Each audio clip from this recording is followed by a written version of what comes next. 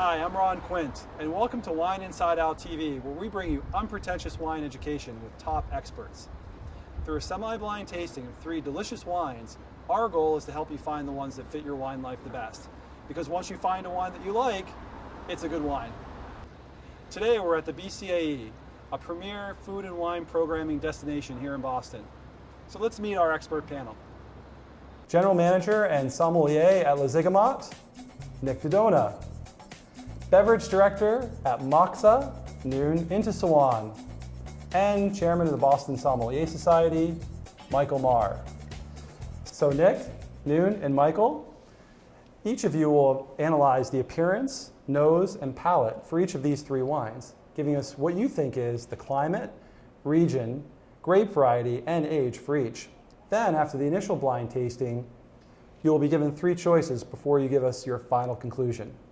Are you guys ready to start? Absolutely. Yes. Nick, why don't we begin with you? Sure. So wine number 1 is a very clear white wine. It is a very, very bright white wine. I would actually say this is more day bright or star bright, almost winking at me in the glass. The primary color of this wine is actually a rather pale wine. So I'd say this is a very pale, almost a pale straw, very, very light colored yellow. There's just touches of green highlights in this wine as well. Also, something else, it appears that there's just a little bit of gas in the wine, which may indicate something, with a certain, whether it's a cork or a screw cap, something like that. And also with the wine, I would say that we're about, as far as the viscosity, the tears coming down the side, the legs of the wine, would be about a moderate level. Noon, why don't you pick up on the aroma? I love the nose of this wine. It's definitely of a sound condition. Very high intensity, of course. Youthful. It's like opening up a bag of Skittles. I smell grapefruit, lime, orange, definitely. Touch of gooseberries.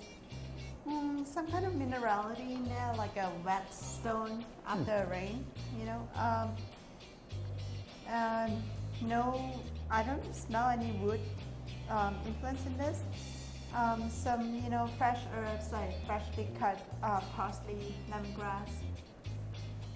Beautiful. Beautiful. So with no wood, that would suggest more of a stainless steel type of aging. Absolutely. And fermentation. Great. Michael, let's bring it home. Absolutely.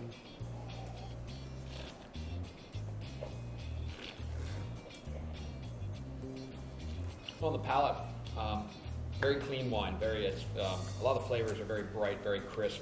It has a medium weight, and we're going to confirm a lot of the fruit that we said on the nose. There's a very citric-driven wine, grapefruit, lemon, lime. There's almost a bit of a tropicality to it as well. There's like a gooseberry, passion fruit, a lot of herbaceousness. We're getting a little bit of a tarragon, freshly cut grass, almost like a fresh snap pea to this wine. Again, there doesn't seem to be any there's definitely no new wood on this wine, but I don't think there's any old wood either. It's very squeaky clean. A light floral note, just a bit of almost a kind of a white flower. I don't know too many flowers other than roses, but a white flower. And there's no tannin on this wine. There's no malolactic fermentation. It's again very sharp, very linear. Acidity is medium plus. Alcohol, there's a little bit of warmth in this wine, call it medium plus as well. It's balanced and has a moderate plus length and a moderate complexity. What would you say your initial conclusion is? Nick, why don't we start with you? At a moderate climate, there might be some coastal influence here, but there is some tropical notes in there, so definitely I don't think it's from a very, very cold climate or a very, very cool climate. Mm-hmm. And as far as grape varieties is concerned, for me, the one thing that really flew out of the glass right to start was grapefruit, and that's a very big indicator for me for Sauvignon Blanc. So Sauvignon Blanc I immediately have to throw out there. And also just because how, Michael mentioned how squeaky clean the wine is, I think it's a relatively youthful wine, judging probably within about, 3 years or so. Excellent. Noon, how about you? Are you following that path as well? Yes, I am following that path. Definitely newer Sauvignon Blanc. Okay, and Michael, these guys have both mentioned New World. Is that putting you in New Zealand or California? Well, With Or those two Chile. options, we're talking totally different climates. New Zealand is going to be a cooler climate. You're going to get more of those citric flavors, more of that aroma that's a little bit sharper. California, it's basically anywhere you go, with a very few exceptions, you're going to get riper fruit. You're going to get more mango and pineapple and tropical fruit, and you probably actually see a little bit of some oak contact as well, just because California tends to be a little bit more, I want to say, lenient on their oak regimens. Whether it's new or old, totally up to the winemaker, but with something this clean, this again, this pristine, this sharp, really it speaks out as New Zealand Sauvignon Blanc. Let me give you 3 choices, and then you guys can make your decision. So your first choice is a 2-year-old Fumé Blanc, which is a California Sauvignon Blanc with an oak influence.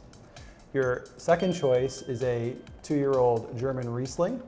And your last choice is a 2-year-old New Zealand Sauvignon Blanc, which I'm going to guess that you guys might pick number 3. This is going to be rather anticlimactic. Well, let's go for it. Nick, what do you? I'm going to have to go with the New Zealand Sauvignon Blanc. New Zealand Sauvignon Blanc. New Zealand Sauvignon. Excellent. And the answer is New Zealand Sauvignon Blanc. Okay, well, are we ready to move on to wine number 2? Absolutely. Noon, we'll begin with you.